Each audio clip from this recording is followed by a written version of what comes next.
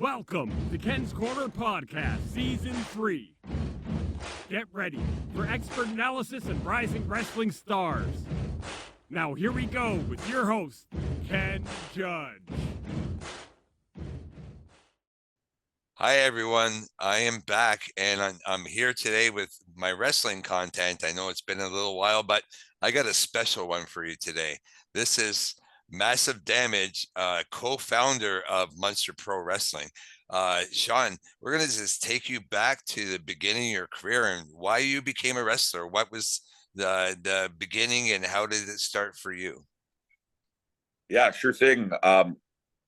Thanks for having me on. First of all, really happy. I heard so many great things about like you in general and your love of wrestling. So thank you for having me on. My journey started in Saskatchewan. That's where my mother lived, and my grandparents and my grandpa and my Uncle Harry were big wrestling fans. So at the age of 6, they would tell people we were going fishing, and we'd go from Bengoff, Saskatchewan to Regina to the pavilion and watch Stampede Wrestling. And there's where I saw the Dynamite Kid, my first ever hero, wrestle Bad News Allen. 20 some odd years later, maybe even longer, I shared a van with Bad News Allen and got to pick his brain and ended up getting to work with him. So what a crazy journey. I fancied myself, I guess, back in the day as a tough guy, and I wanted to get into UFC in the 90s. 93, I went to a UFC camp, and I just got stretched to say the least. There's a lot of really tough guys in the area at the time. Al Snow was training Dan Severn. This was in Philadelphia. And he just had mentioned, you got a good look. You're a big guy. You ever think of pro wrestling, and gave me his card. He was out of Lima, Ohio. I come back to Saskatchewan, and I look in the paper. My buddy just had given me the heads up. And there's an old Stampede wrestler named Mr. Hito. And he had this old ring and trailer and truck. And he used to go through all the towns and charge you $500 for I think it was a 10-day mini camp or something like that, and just teach you the basics. So there was 20 of us that came. This guy must have just made money hand over foot. But all of us marks literally taught us how to bump and, no ring psychology, nothing. So back in Saskatchewan, a bunch of us we liked what we learned. So this guy literally drove to Winnipeg, bought a ring, brought it back to Regina. We got a little shop that we rented for $400 a month, but there was a lot of us. So $50 a month went a long way. We started running little shows. Another guy named Scott Wheatley got involved who had a little bit of money, and he started taking hardcore wrestling on the road. And there hadn't been wrestling for a long time. So we were drawing big houses, but, the promoter, none of us really knew what we were doing. So Bob Leonard, who's kind of a Canadian legend, he was an agent in WWE and stuff, he stepped in, and John Cosman, who became principal pound of Stampede Wrestling and was their last champion, I believe, when they, went down the last time. But they were, Bob Leonard had been around the scene for years. He was Andre the Giant's driver for Stu and stuff. So he knew a lot of people. And and I wrestled for Stampede back then as well. I wrestled when Bruce and Ross were involved here and there when I could, right? But I had kind of deal with Tony Candello and I wrestled a lot more for Can-Am Wrestling back then. Just had more shows and they paid more. And as an indie guy, you're just looking to get paid at the time. So, but that's kind of where it began. So lo and behold, Leo Burke, they invited Leo Burke to come down to a show, and he brought Test and another wrestler at the time, and we had a match, and Leo pulled me aside, and Bob was really good, really tight with Leo Burke, and then Bob just said, would you help this kid? So Leo invited me to the WWE developmental camp, and I was just, what? So he's like, can you get to Calgary? So I believe I was there in 24 hours. And Leo had set me up a place to stay at Bret's house at the time, Bret Hart's house. I ended up staying with a friend named Mike McFly, though, because I just, we trained together. We lived at eating wrestling together all the time. And we got along really good. And he was a really good guy. So I stayed with him while I was in Calgary and trained with Leo. And then Leo got me booked in the Maritimes. And then for me, after that, Tony Candello saw me. I wrestled a guy named Chichi Cruz, who was Chris Jericho's partner, and he was amazing. And Cheech kind of had something for me too. So after I helped him get out to the Maritimes that year, he'd been out there before, but we were short a guy, and Emile Dupree is like, do you know anybody? And I was like, you should bring in this guy. He's great. Joe Legend was already there. So watching Chi Cruz and Joe Legend put on 5-star matches every night, you learn, I was in a camp with a guy named Gary Williams, Wildman Williams. He's really known in the Maritimes, and he, had tryouts too. And him and I had a really good chemistry together. So a lot of times for probably 3 years, we were wrestling each other, and you develop, timing with the guy, chemistry with the guy. We're both big. We had good looks. So, obviously 97, Brett had his falling out with WWE. So all of us that were in that camp got a chance to get looked at by WCW at the time, which was, really cool because you get to meet a lot of people. But in the meantime, they were really keeping Brett happy by paying Leo and paying us just to train, right? So there were never really any plans or anything with us. They just it was called the Keep Brett Happy plan. So then, of course, go ahead. Yeah, I just want to read some of your accomplishments here, and maybe you can speak on a few of them for me. Sure thing. You are a Canadian Pro Wrestling Hall of Famer. Congratulations, by the way. That's amazing. Thank you. 2003 Edmonton Pro Wrestler of the Year. That's really cool as well. You know what? My brother lives in Calgary, so I'm a little bit more prone to Calgary life than Edmonton. But hey, that's still pretty damn cool. 2014 Cauliflower Alley Club Humanitarian Award. 2017 Honor Roll of Edmonton. That's really cool, right there. And the 1999 to 2000, what you were just speaking about, the WCW developmental, and just recently, 2023, you're at a dark match for AEW. Do you want to talk about any of these accomplishments that you've had? Yeah, I mean, like, could hit on all of them or one of them. What do you want? You're welcome to hit on them all. Yeah, I mean, the WCW developmental was great because it was Leo training us, but there were some really good guys in the camp. I got to meet Kevin Nash, who was, an ally later in my life. Never really got me anywhere, but he always had great advice and talked highly of me to everybody. So he was a great, contact to have, and just his advice about slowing things down and telling stories. Kevin knew a lot of stuff, and just. It's nothing that I'd never heard before, but when you hear it from a guy like that, now you really believe it, right? The AEW was just unbelievable. It was the Winnipeg taping. It was the first one, so that it was packed in there. And I got to reconnect with Kenny Omega, who I've had out in Monster Pro Wrestling when he was 18 years old. I've worked with the Bucks before on pay-per-view. So, like everybody else, how does a guy get a job? Yeah. I'd love to have a job training guys there. And that's kind of where my career has gone is into the training. The Cauliflower Alley Club is, probably one of the more sentimental ones for me. Bob Leonard presented that award to me before he passed away. And he was a big part of my career. He really was the first guy that really saw something in me and believed in me and told everybody. Like, he promoted Stampede shows where, I'm his main heel. He would tell me, you're the heel here. So you go out and you command the crowd. You do your thing. He really believed in me. And that was through a lot of Leo, right? Leo Burke was another. My coach was, man, to me, he's struggling now. He's in Calgary and he's in a home and he's got early onset dementia. But man, that guy knew wrestling inside out and backwards. I got to meet Harley Race through Leo, and then Harley's telling me how great Leo was. And I'm like, you're not too bad yourself, Harley. There are just so many stories I could tell on Leo.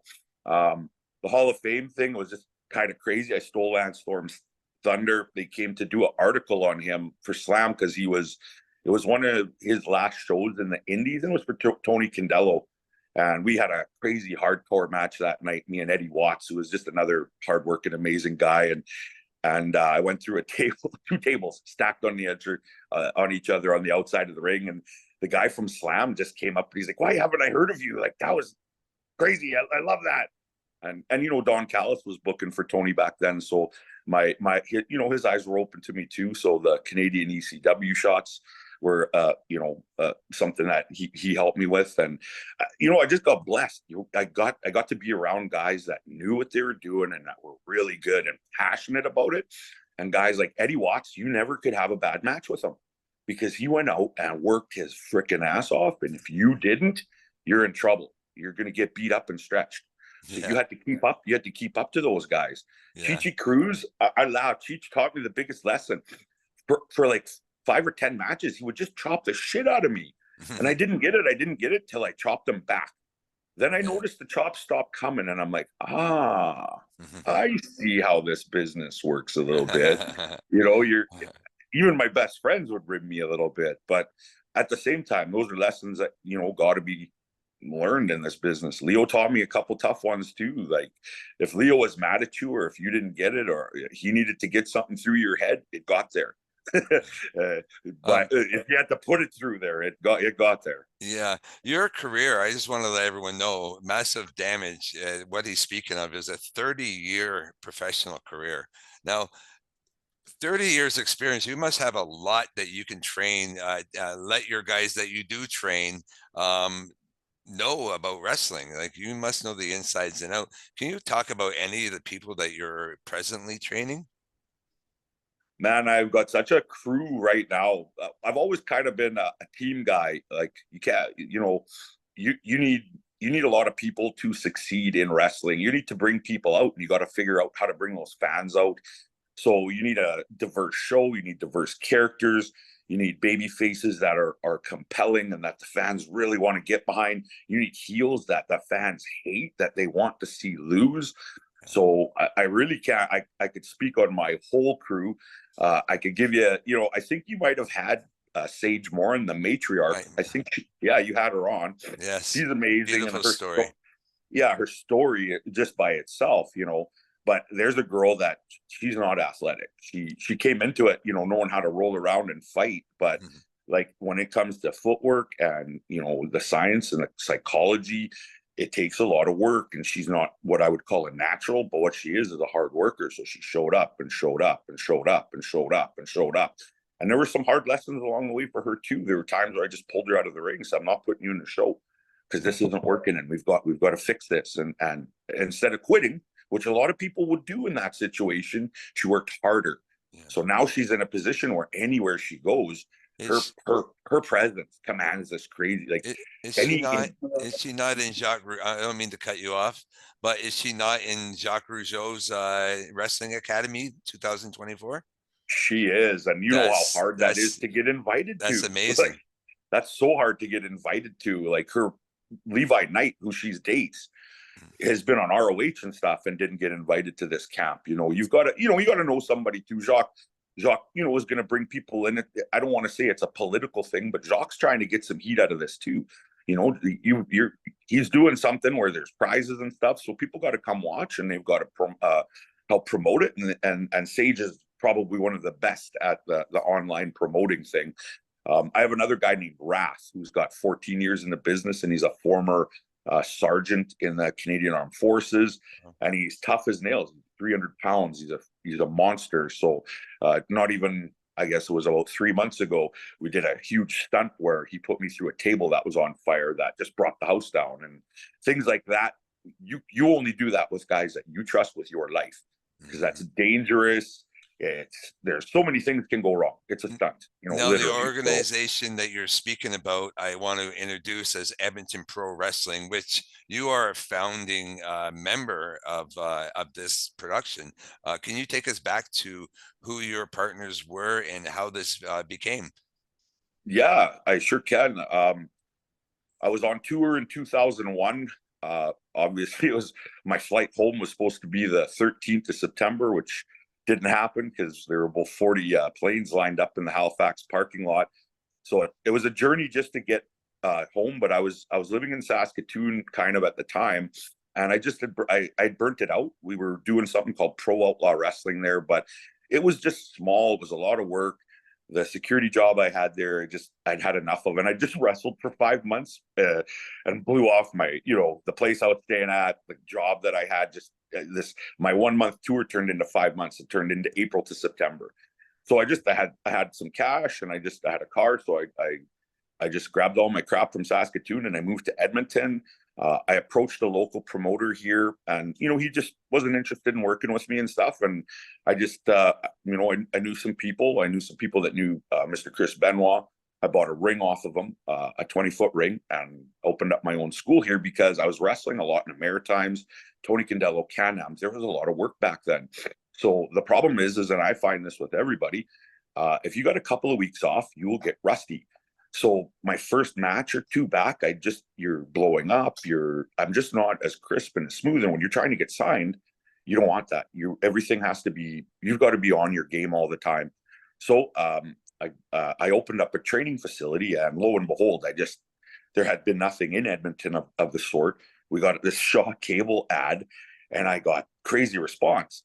One of the responses I got, and a kid that I trained with, is nationally known in the States now. His name's Tom McDonald. He's a rap star down there. He does. Of course, I know who Tom McDonald is. Yeah, he's huge, and it's funny because people message me and say, "Do you know this kid?" And I'm like, "Yeah, that's Tommy. He came on the Northern tour with me, and he got out of the truck." That's amazing. Yeah, but what a great kid, and he's an amazing rapper, but he was a great wrestler too. We called him the All-Star because everything he did, I watched some of his stuff. Yeah, he was amazing. And there's a kid out here named Bobby Sharp. He started with me at a young age. I interviewed him as well. Yeah, Chris Knight is another. He doesn't work anymore, but he was really good. Kamikaze, trying to think. These are all kids too that were 16. So I had to get a crazy waiver signed. I had to go through the commission and talk to them and talk them into letting me have this under 18 division where there was different rules. They couldn't do top rope stuff. They couldn't do pile. Like, we had a banned set of moves. It was insane. I can't tell you the amount of work we put into that.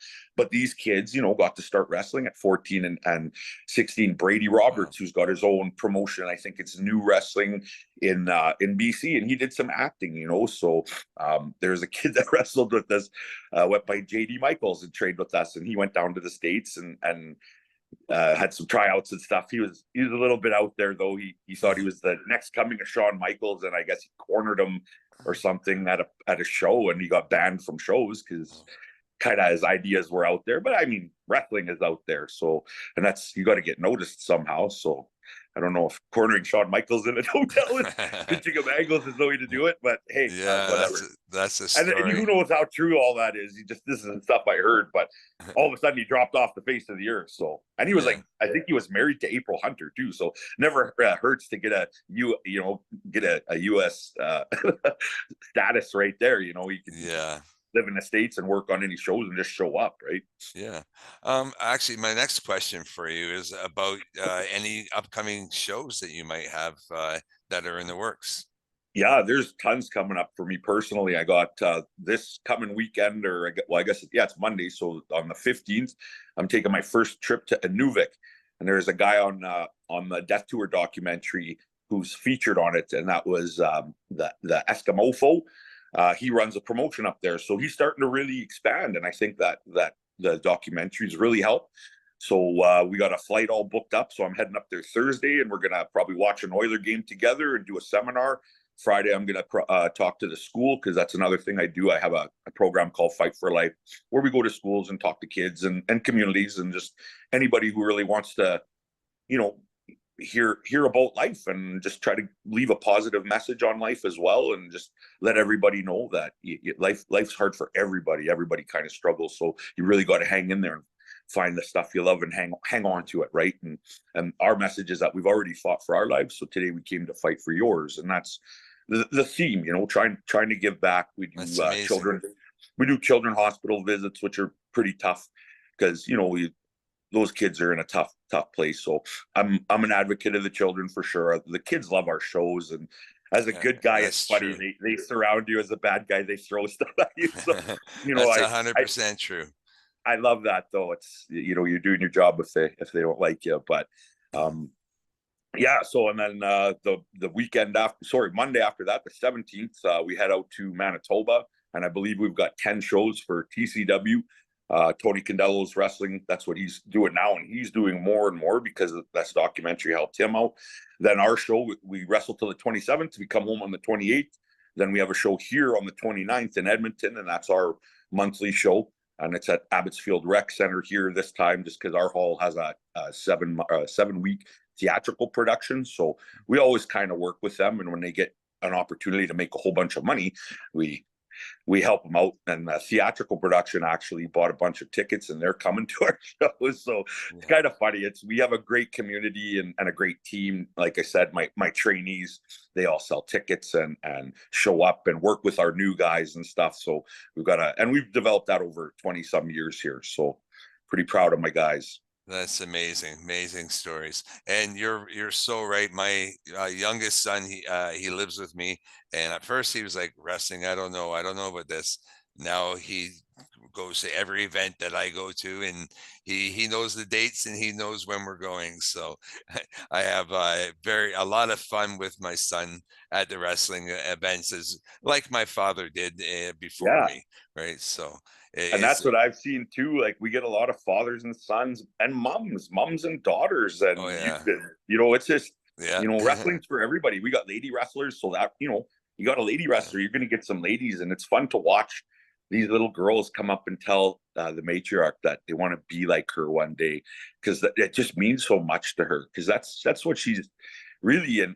Her story, she's just trying to give back, and especially to her people, and she's trying to heal from a terrible loss, which is obviously you can't speak on that. Heartbreaking. I'm also Indigenous myself, so I have a lot of respect for what Sage has done, and she's probably one of my favorite interviews. Oh well, I don't know, Massive Damage right here might top that one, but she was one of my favorites just because because we're both Indigenous, and I share that with Sage, so that means a lot to me.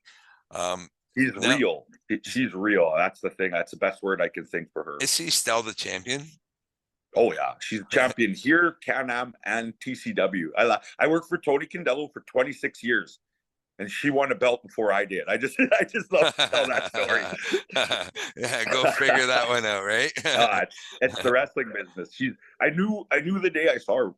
Females especially are in demand. We have a hard time finding ones that will stick around, or that aren't there for other reasons, or that put in the effort. And she's really starting to perfect her craft, and I think you're going to be hearing a lot more of her name, because she's not going to stop. That's the thing. You have to be consistent and aggressive in this business and get bookings and work, and that's how you get noticed, and that's what she's doing. So yeah. We're coming down to the end of our podcast, unfortunately, but I'm going to leave the floor open to you for anything that you want to address before we leave here today. Yeah, I just we run monthly shows here in Edmonton. We're always looking for new fans, sponsors, trainees. I have a school I've been operating for over 20 years. And if you want to get trained, if you want to learn the way wrestling's supposed to be, we're called pro wrestlers. That last word, a lot of people don't remember that. You're supposed to have gear, and you're supposed to have some ring psychology, and you're supposed to actually know how to wrestle. So make sure you do your research and get it with a good school like the Monster Pro School, and just keep watching all the indie guys, because you're going to find your next star in one of these shows. There's some great wrestlers out there and great wrestling. So thank you so much for having me on your show. Thank you so much. My name is Ken, and we're here on Ken's Corner with Massive Damage, the co-founder of Monster Pro Wrestling that's based out of Edmonton, Alberta. I thank you again, and you have a blessed day, sir. You too. Thanks so much for having me.